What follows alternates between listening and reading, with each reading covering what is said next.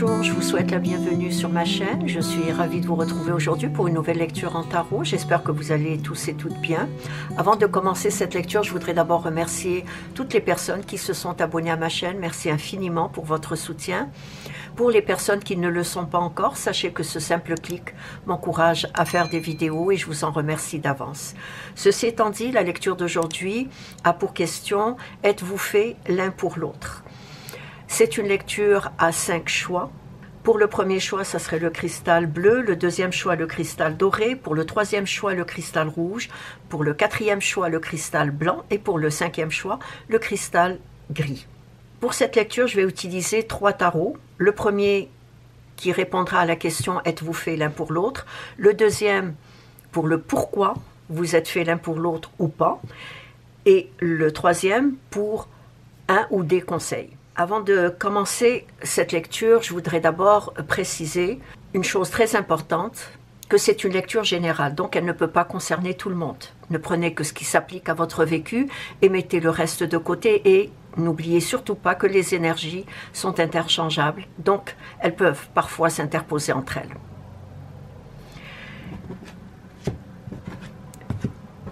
Je vais d'abord commencer par étaler les cartes pour la question « Êtes-vous fait l'un pour l'autre » Êtes-vous fait l'un pour l'autre?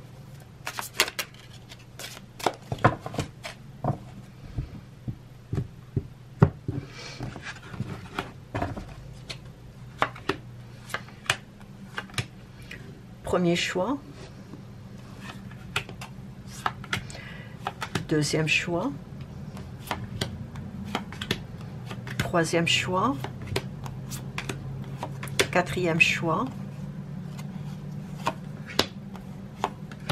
et cinquième choix.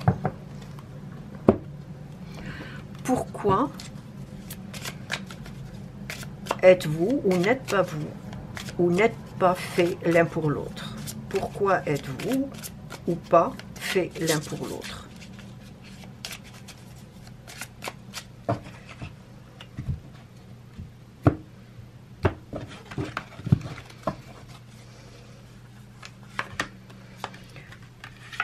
Pour le premier choix, le pourquoi du deuxième choix, le pourquoi du troisième choix, du quatrième choix et du cinquième choix. Quel est le ou les conseils? Le ou les conseils.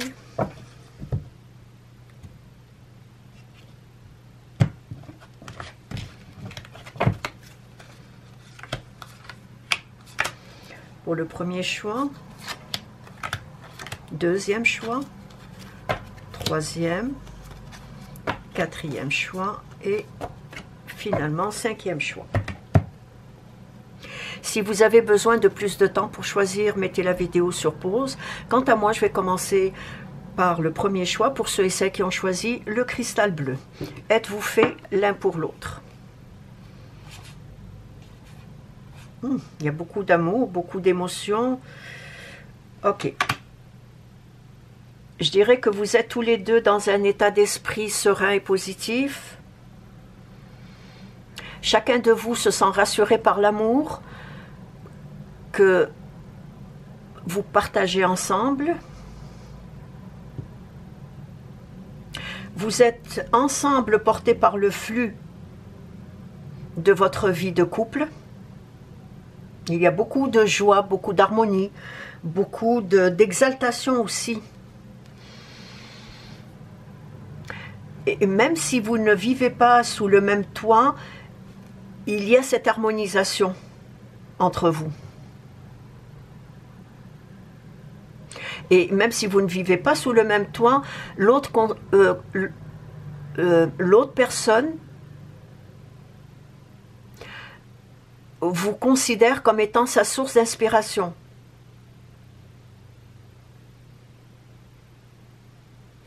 Et je dirais que cette source d'inspiration que l'autre personne ressent par rapport au fait que vous êtes dans sa vie, est associé par un fort sentiment de réconfort et de sécurité, surtout de sécurité affective. Et puis, il y a entre vous une grande facilité de se confier. Bref, je dirais que ce flux dont j'ai mentionné au début peut également être annonciateur d'un processus de régénération, d'un processus aussi de renouvellement mutuel de vos énergies, qu'elles soient physiques ou psychiques.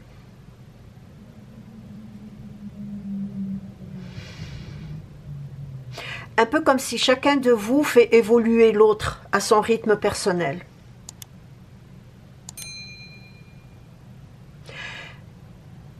Je vois également qu'il y a une complétude qui s'instaure graduellement. Je dirais même qu'il y a entre vous deux une sorte d'ivresse, un bonheur partagé.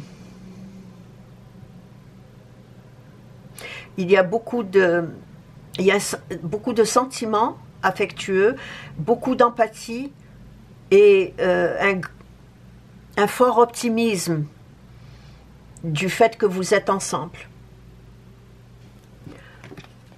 Pourquoi cette belle entente?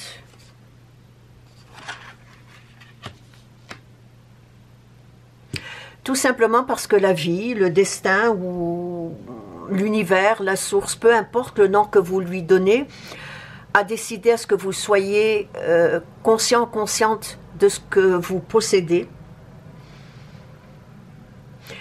et que vous sachiez également profiter de l'affection que l'autre vous porte.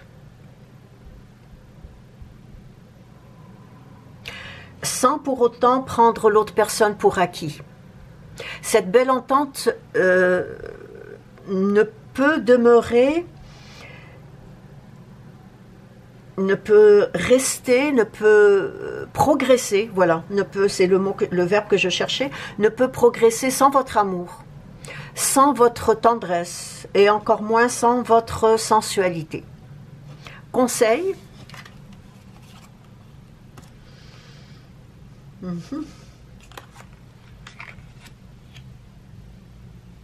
Oui, j'ai parlé d'annonciateur d'un processus de régénération et de transformation. Donc, conseil, œuvrez dans le sens de l'équilibre divin. Parce qu'il est possible que vous soyez des âmes sœurs. Donc, œuvrez dans ce sens tout en extériorisant vos sensations et vos émotions et tout en reconnaissant avec humilité ce cadeau que la vie vous fait. Et c'est ainsi que prend fin la lecture du premier choix. Merci de l'avoir écouté et à la prochaine. Au revoir.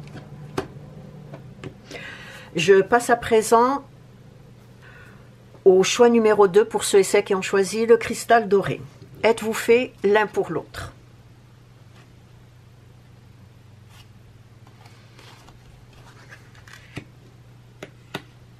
Vous êtes tous les deux bien dans votre peau.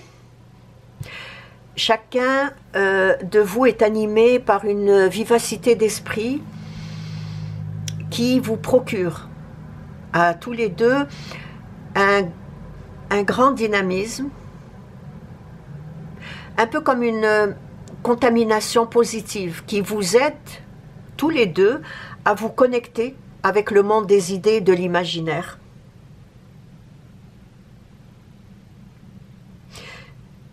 Vous avez tous les deux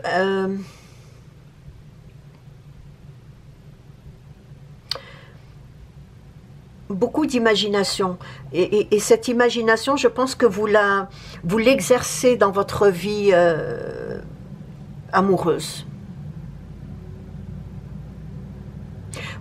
Je vois également que vous êtes tous les deux très créatifs, parce qu'il y a un côté artistique inné qui vous procure à chacun de vous beaucoup de plaisir, beaucoup d'enthousiasme et même une certaine ivresse de joie et de bonheur.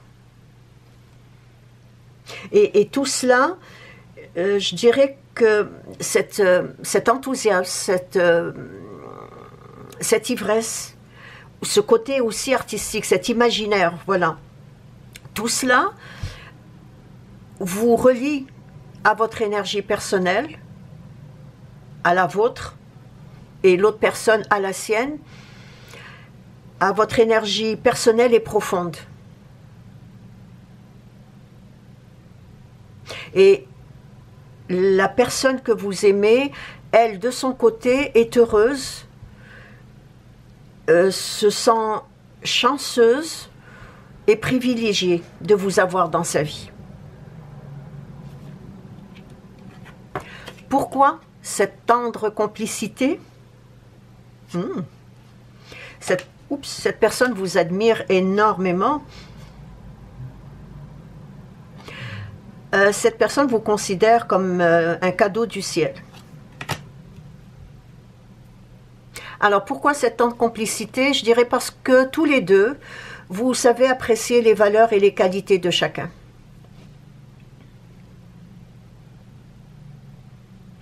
Votre confiance en vous et votre débrouillardisme rayonnent autour de vous, ce qui fait que l'autre personne est fière de vous. Je vous dis, l'autre personne, vous êtes un cadeau pour l'autre personne et vous êtes admiré par l'autre personne. Je dirais même que cette personne est aveuglée par votre bonté, par votre beauté aussi, qu'elle soit intérieure ou extérieure. Mais il y a beaucoup, beaucoup de rayonnement autour de vous.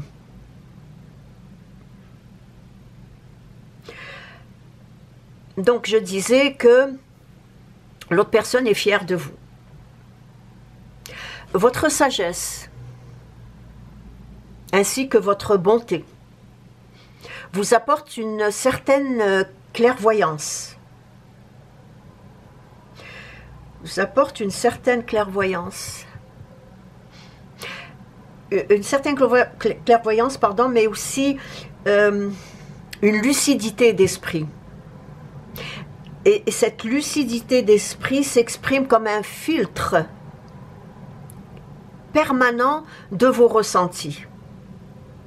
Et probablement que c'est par le fait que l'autre personne non seulement est fière de vous, non seulement vous admire, non seulement est amoureuse de vous, fait en sorte que de votre côté,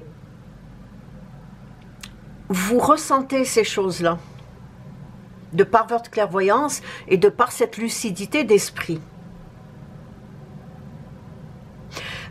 Peut-être que vous n'êtes pas conscient ou consciente de ce que je viens de dire, mais portez une attention particulière lorsque vous serez à l'écoute de votre intuition. Parce que je pense que vous êtes une personne qui est dans cette capacité de vivre de grandes surprises et de grandes prises aussi de conscience. Ce qui place l'autre personne dans une réceptivité particulière par rapport à vous, par rapport à votre relation. C'est un peu comme un effet miroir, voilà, c'est ça, un effet miroir. Un effet miroir qui vous avantage tous les deux. Conseil.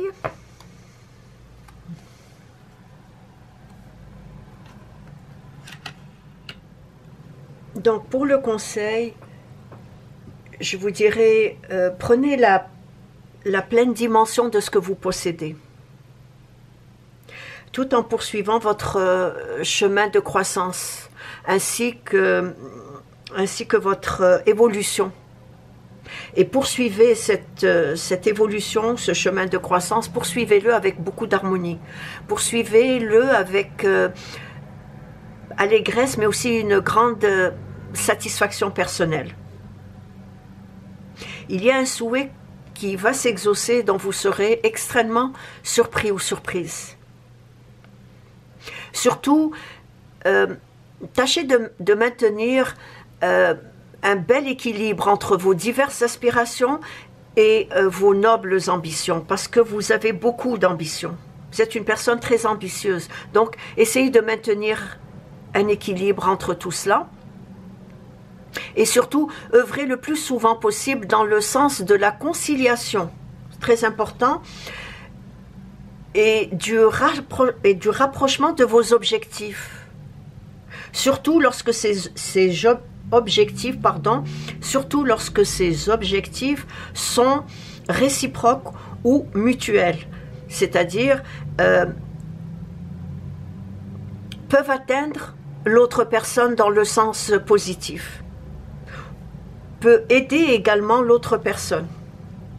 Comme j'ai dit, vous êtes une personne très ambitieuse et cette ambition, vous pouvez la mettre au service de l'autre. Et c'est ainsi que prend fin la lecture du deuxième choix.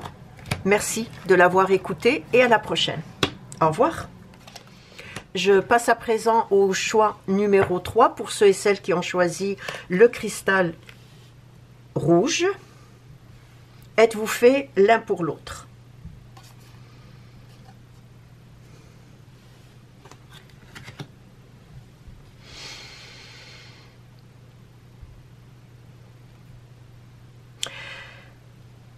J'ai l'impression que chacun de vous recherche à améliorer la présente situation.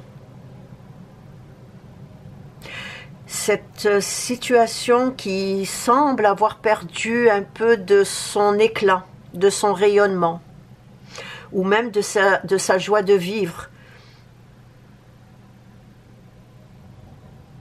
Une joie de vivre qui commence à faire défaut. Il y a beaucoup d'émotions, mais ce sont des émotions en quelque sorte négatives.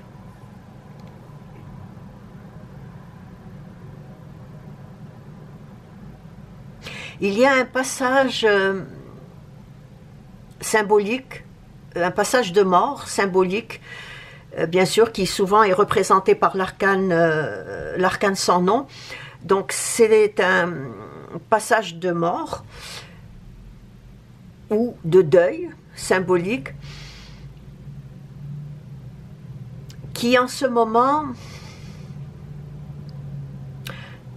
vous place tous les deux dans le chemin de la reconstruction afin de reconstruire votre relation sur des bases beaucoup plus, d'abord sur des bases nouvelles, mais beaucoup plus solides. Je pense que les émotions prennent trop le dessus, ce qui empêche la relation d'avancer de façon harmonieuse.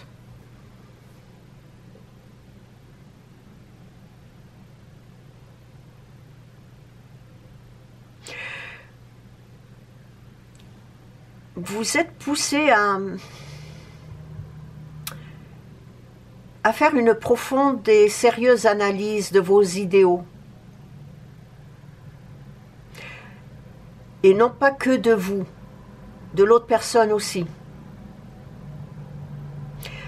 Poussé à faire aussi une analyse de vos comportements mutuels, individuels et mutuels.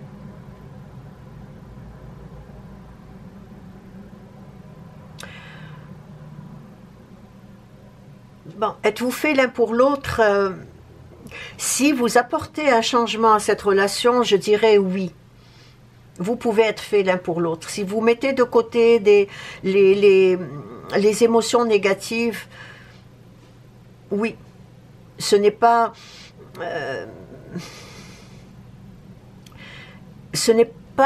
définitif dans le sens que vous avez ce grand besoin de partage, mais aussi ce grand besoin sécurité affective. Donc, si vous changez ou si vous apportez un changement à cette relation, vous pouvez être fait l'un pour l'autre. Mais vous devez aussi permettre à vos énergies de s'aligner, de s'ajuster vers une évolution positive, vers une évolution bénéfique. Bien sûr, tout cela nécessite, à mon avis, une réflexion judicieuse et raisonnable si vous tenez à cette personne. Et si, bien entendu, chacun de vous souhaite mettre un peu d'eau dans son vin. Pourquoi cette pleine transformation ?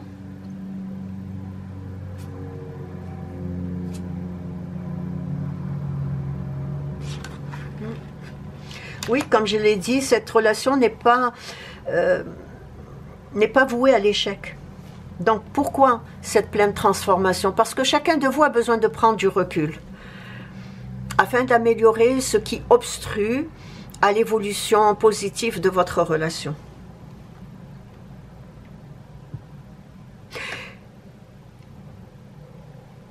La destruction de certaines croyances peut vous permettre, autant à vous qu'à l'autre personne, de libérer certaines énergies toxiques. Je l'ai dit au début, il y a beaucoup d'émotions, mais des émotions négatives. Donc, la destruction de ces croyances peuvent libérer ces énergies toxiques qui obstruent la bonne entente qui existait dans le passé entre vous et cette personne. Et en permettant à ces croyances, à la destruction de ces croyances, vous acquérirez avec le temps cette confiance nécessaire en vous, mais aussi en l'autre personne et en l'amour que l'autre personne vous porte. Et cette transformation peut vous permettre de vous pencher sur vos conditionnements, peut vous permettre également de vous pencher peut-être même sur vos peurs, car il y a, je pense, la peur de l'abandon, la peur de perdre l'autre.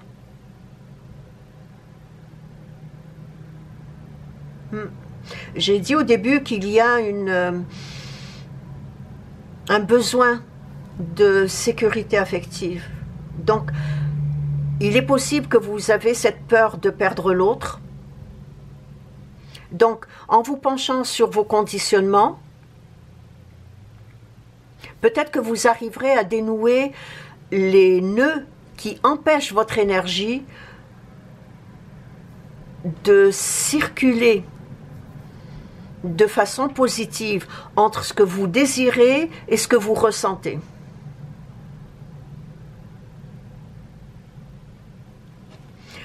Quel est le conseil ou les conseils?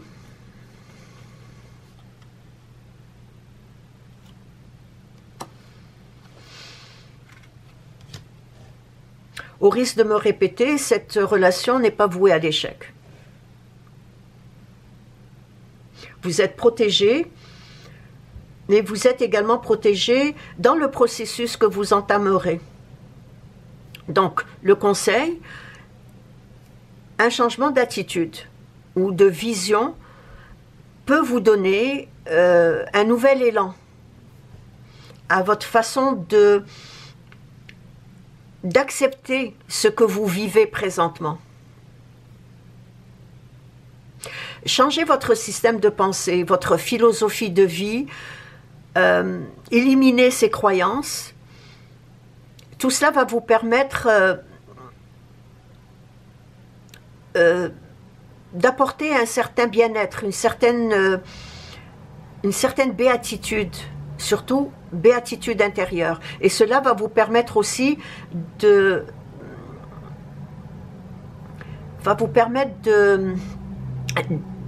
d'éliminer cette peur de l'abandon de vous.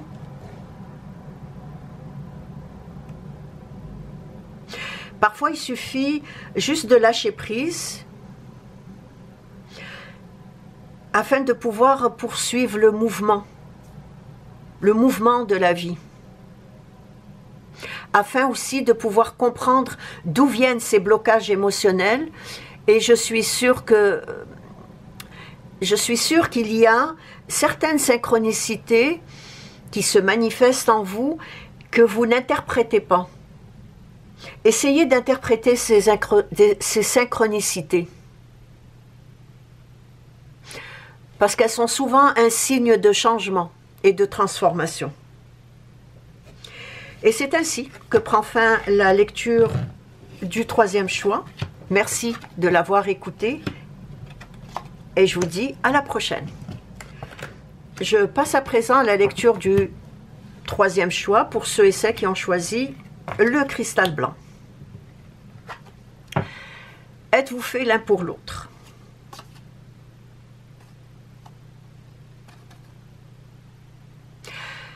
Bon, la relation dans laquelle vous vous trouvez vous oblige à faire des compromis.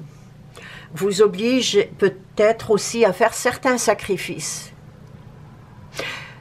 D'après ce que je vois, il n'y a rien de menaçant si ces sacrifices ne sont ni imposés ni infligés. Si ces sacrifices sont faits ou accordés par votre consentement, l'évolution de votre relation ne dépend pas uniquement de ce dévouement que vous avez, de ce dévouement volontaire que vous avez envers l'autre. Parce que il est fort probable qu'il y ait un blocage dans votre pouvoir d'agir. Ce n'est pas un blocage extérieur, c'est plutôt un blocage intérieur, un blocage de votre pouvoir d'agir. Peut-être aussi que vos objectifs sentimentaux ne sont pas tout à fait définis. Possible. Possible aussi qu'il y a comme un repli sur soi, comme une solitude volontaire, soit de votre part, soit de la part de l'autre personne. Je pense que chacun de vous est en train soit de se remettre en question, soit de remettre certaines choses de votre relation en question. Pourquoi ce blocage?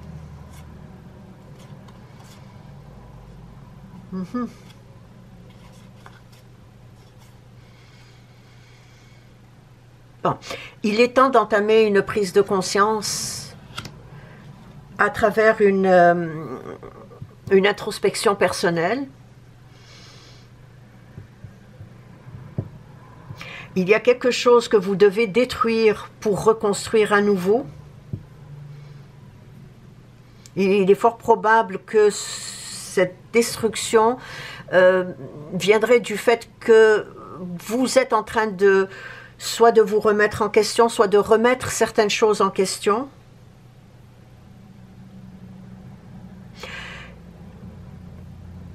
Il est nécessaire d'effectuer un renversement des valeurs ou de votre perception de votre vie de couple. Comme j'ai dit, il y a quelque chose que vous devez détruire pour reconstruire à nouveau. Et de toutes les manières, si vous ne le faites pas, la vie se chargera de le faire. Essayez d'apprendre à aimer de manière inconditionnelle et de donner sans rien attendre en retour. En évitant, bien entendu, le sacrifice et le dévouement inutile. Prenez du recul sur vos émotions et sur vos projections. Très important. peut-être qu'il serait temps de regarder la vie à deux au-delà de certaines de vos illusions, au-delà de certaines de vos chimères. Quel est le ou les conseils?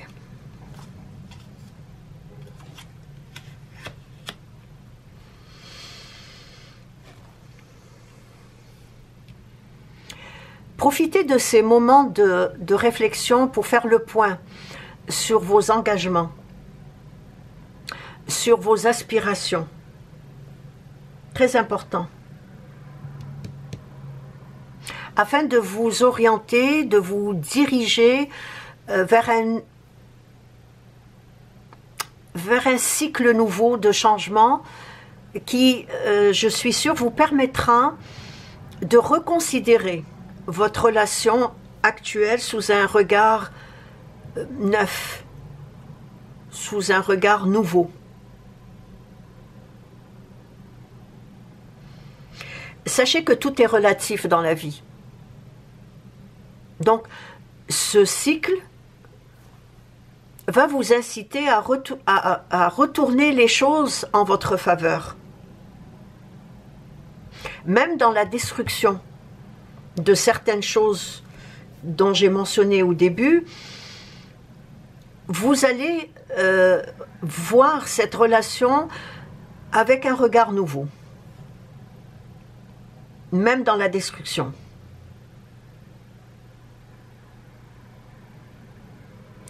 Et de toutes les manières, il faut détruire pour reconstruire.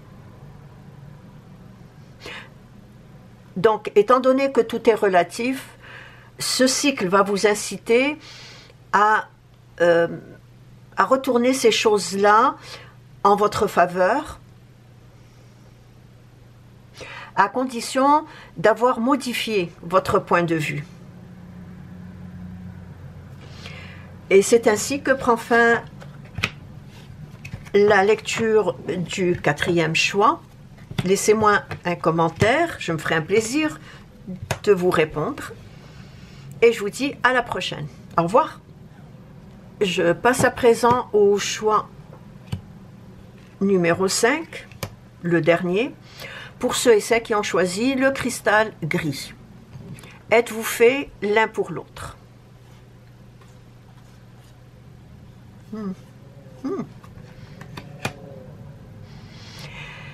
Il y a un gain de folie qui vous anime tous les deux.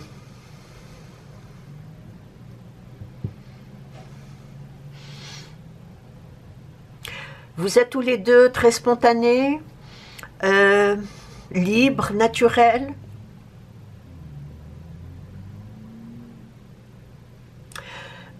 Vous menez chacun de vous une vie pleine de fantaisie, pleine d'inspiration. Le tout est accompagné d'une joie de vivre. Le tout est accompagné de beaucoup de dynamisme, de beaucoup d'énergie, de vitalité. Vous êtes tous les deux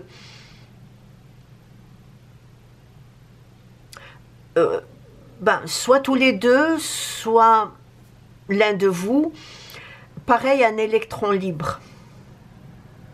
Moi, d'après moi, je dirais que vous êtes tous les deux pareil à un électron libre. Dans le sens où vous ne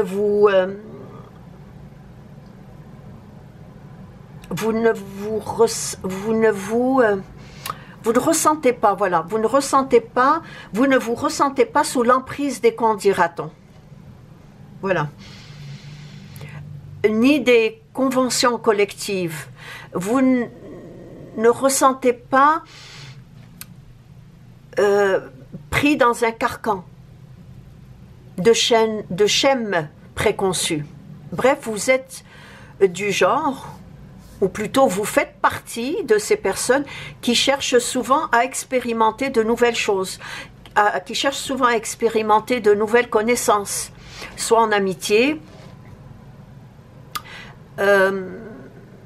soit des connaissances intellectuelles,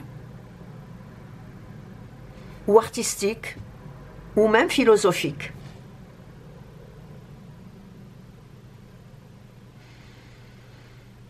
J'ai l'impression que tout cela vous enrichit. Chacun de vous à sa manière. Mais c'est également grâce à la relation que vous vivez, grâce à l'amour que vous vous portez mutuellement. Donc tout cela vous enrichit et contribue en même temps à l'évolution de votre relation, mais aussi à l'amélioration de chacun de vous. L'amélioration de son comportement, de sa façon d'être. Il y a beaucoup de passion dans cette relation, beaucoup de sensualité aussi.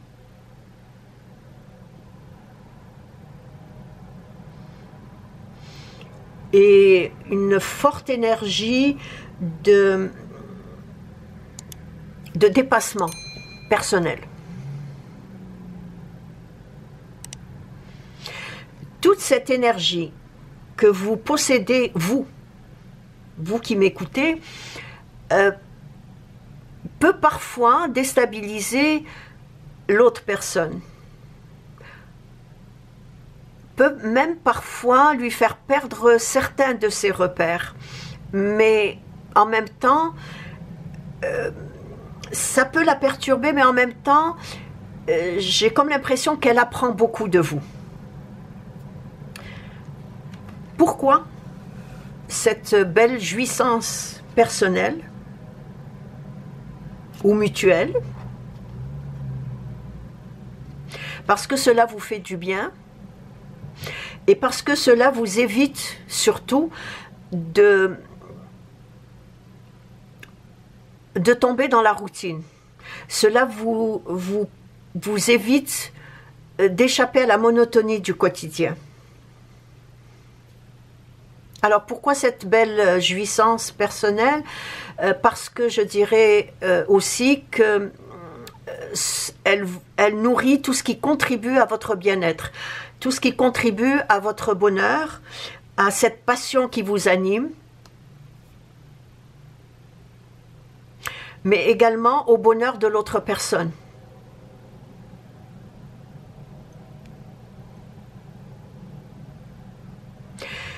Vos belles qualités, votre ambition, votre énergie, votre vitalité, votre dynamisme, toutes ces belles qualités-là ne demandent qu'à s'exprimer. Et comme vous le faites tellement bien, vous suscitez l'admiration de la personne qui vous chérit. Cet enthousiasme qui vous anime encourage votre relation amoureuse à poursuivre un chemin des plus agréables.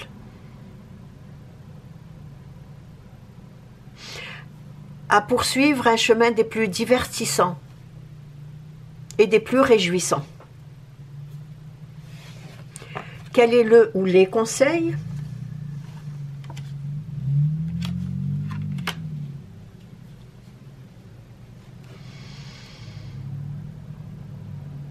Préservez votre autonomie, expérimentez tout ce que vous souhaitez, tout en gardant à l'esprit que ce ne sont que des expériences. Et restez conscient, consciente de vous-même.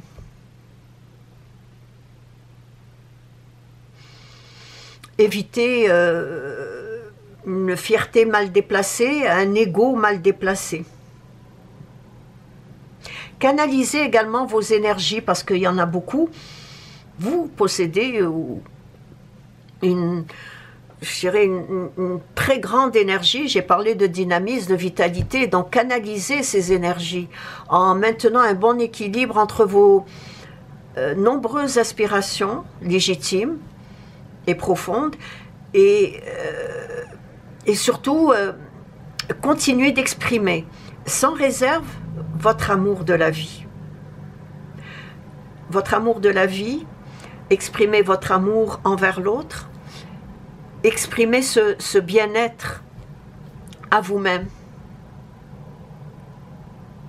Exprimez également cette exaltation face à la personne que vous aimez, mais aussi et surtout votre joie de vivre, votre créativité foisonnante. Vous avez beaucoup d'imagination et vous êtes très créative. Et c'est ainsi que prend fin la lecture du 5e choix. Merci de l'avoir écouté et je vous dis à la prochaine. Au revoir.